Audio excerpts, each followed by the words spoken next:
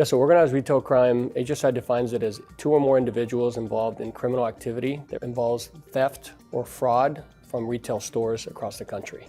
It's not just shoplifting. These are criminal organizations known as organized theft groups that are involved in a myriad of criminal activity.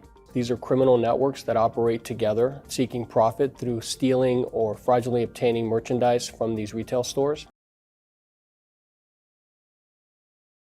It's extremely dangerous for the patrons working at these retail stores, and there's fraudulent activity involved across the board. It is a profit-making activity for these criminal networks, and they do it solely for making money. So local studies by a couple trade associations have shown that the cost to consumer increases up to $500 per family member in cost of goods.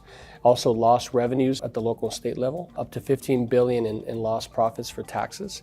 And the overall safety of the community is at danger as well because of the violence involved sometimes at these stores.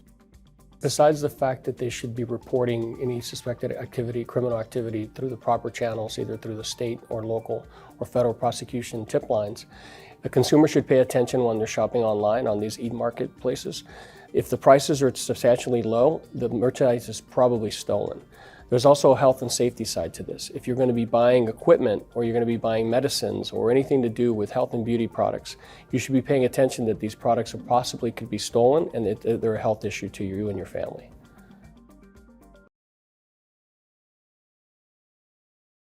We have over 400 investigative authorities, and our unique border switch authority brings to bear a lot of resources. Besides the fact that we have 30 SAC offices across the country, we're in over 80 countries around the world. So that's an international nexus that HSI brings to the table when they're trying to identify these networks. These are criminal networks that are tied to gang activity, drug activity, and also they're in it for profit. So you're talking about organizations that are making money, hurting the economy, working with impunity, and at times operating on these online marketplaces with no fear of being arrested.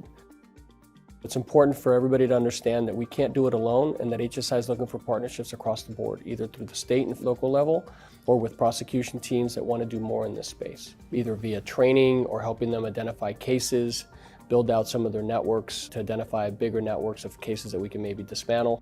HSI, we're there day in and day out with them fighting this threat of organized retail crime.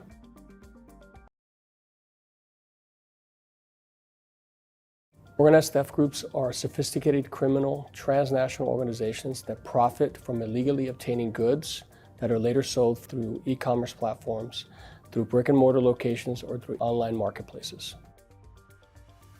These are sophisticated transnational organized crime networks that have ties to Latin America. We call them South American theft groups, and they're associated with high-level criminal activity in the United States.